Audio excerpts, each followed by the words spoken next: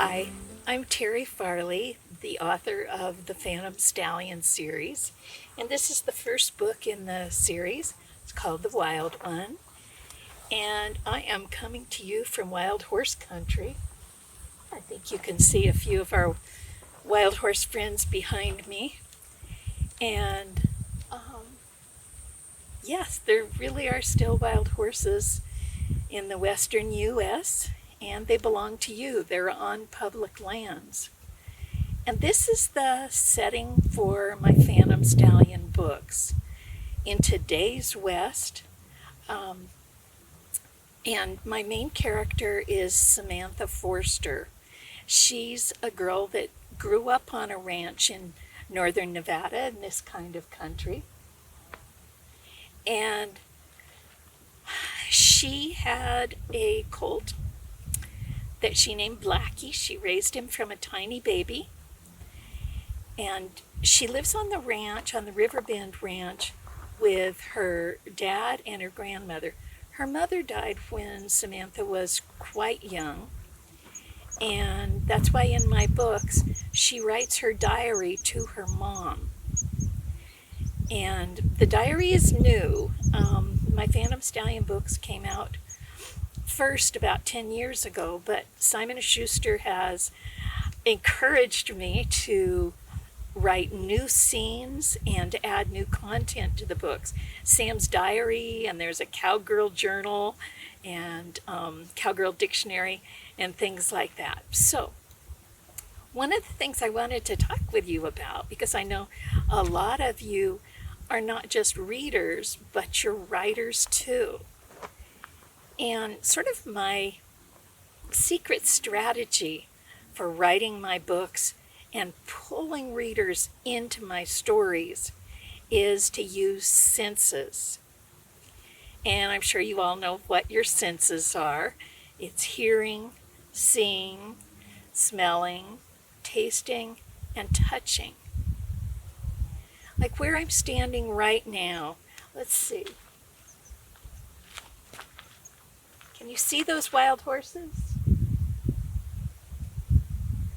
You can see that there's a white or perhaps cremello horse.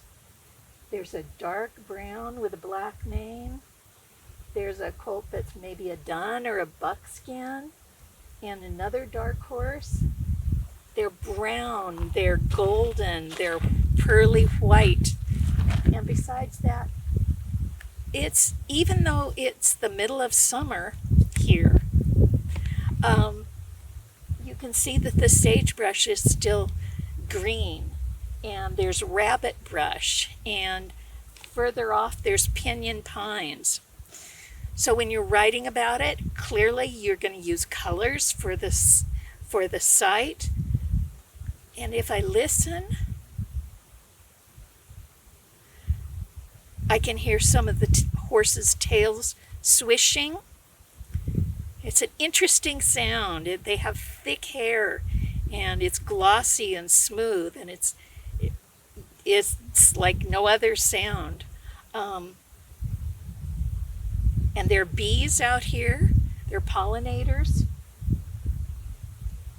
Far away, I can hear an airplane.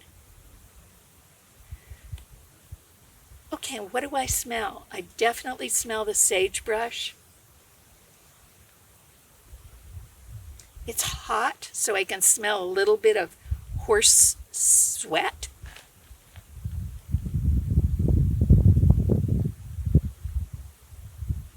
And there are some wildflowers out here. I can smell them on the wind. Taste? I'm not tasting anything right now.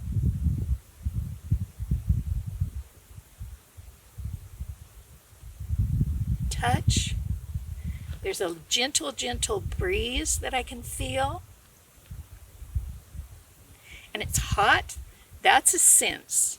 That heat is a sense. And I'm in an area where there are rattlesnakes. I hope not to feel the puncture of a rattlesnake. Some of these bushes are thorny. So all of those senses combine to bring your reader, whether it's your parents, your teacher, your friends, right into your story. Because that's one thing we share with most people on earth, our senses. Now, I am going to challenge you to listen to one little part of my book.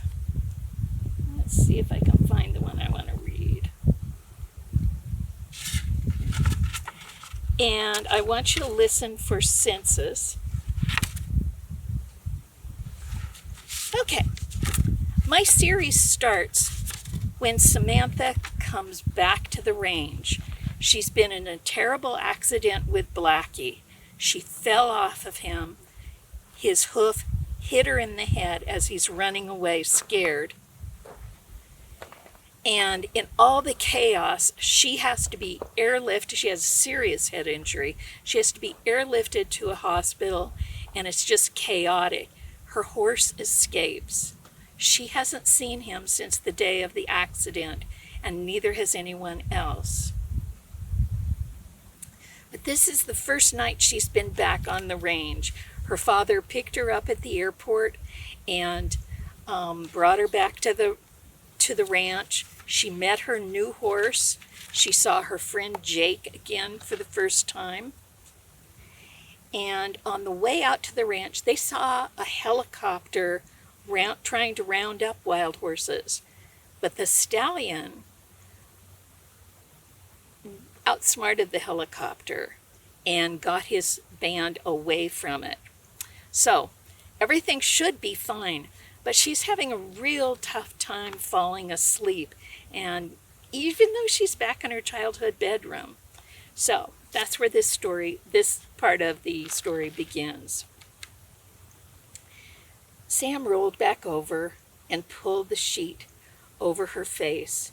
She listened to her eyelashes tick back and forth. She had a horse. She had Jake to remind her how to ride like a buckaroo. She had Dad. Why couldn't she be satisfied? Sam threw back the covers, pulled on her pink robe, and crept down the hall. Quietly, she left the house. As Sam closed the front door, the river shushed her. Crickets stopped chirping as if they were holding their breath. Riverbend Ranch had no outside lights, and she'd left the porch light off. Little by little, Sam's eyes grew used to the dark.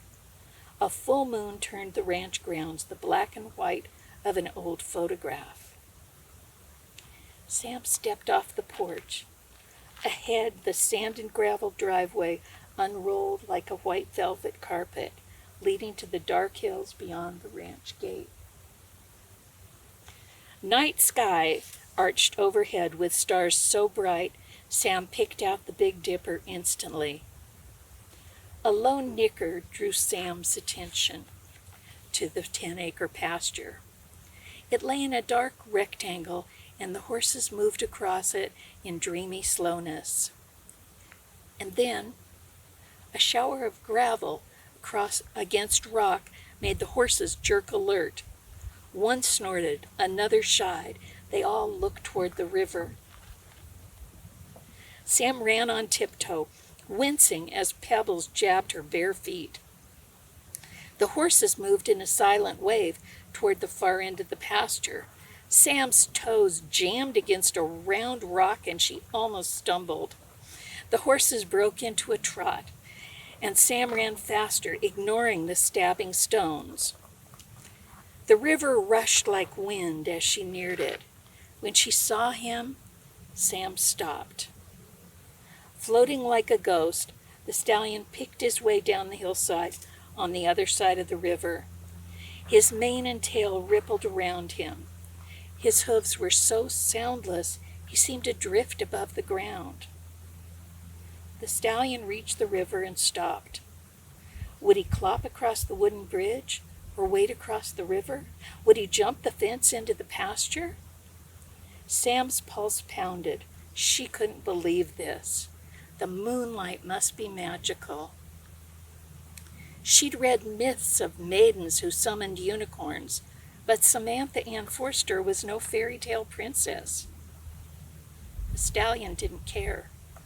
He splashed into the water, coming to her. His hooves grated on river rock. Halfway across he stood still, knee-deep in his own reflection.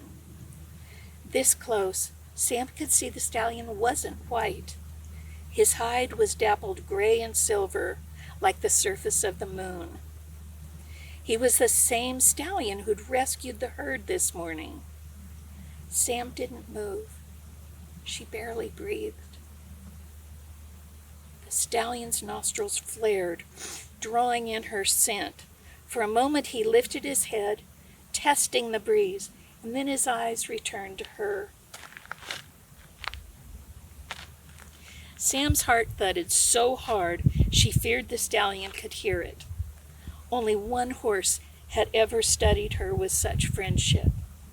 If this was a dream, Sam never wanted to wake. The stallion arched his neck and pawed 3 times. Water drops scattered like diamonds. What did he want? He was a Mustang, a wild thing. If she whispered or held out her hand, he'd run. Then it struck her. What if he was hers? What if he was Smoke's son, her black colt turned white? Sam had no chance to find out. As if he'd read her mind, the stallion flung his head high. Water churned as he wheeled on his hind legs and launched onto the bank in a single leap. Mist hung where he had been. The river flowed smooth again, and the crickets chirped. No one could know the stallion had stood there, except for Sam. She knew the truth. The truth was, her dream had come true. By moonlight, Zanzibar had returned to her at last. Okay, now you know the Phantom Stallion's secret name. Zanzibar is the secret name that Sam gave him when he was a baby. No one else knows it. She whispered it into his ear time and again while he was growing up. So, I took you into my secret world of wild horses, and when you read my books, you'll get to go with Sam to today's West, to the range, to school, to meeting her new best friend, Jennifer, and trying to establish her relationship with her old best friend, Jake, and of course her parents. Thank you so much for coming with me, and I hope I'll meet you again in the Phantom Stallion series. Bye-bye.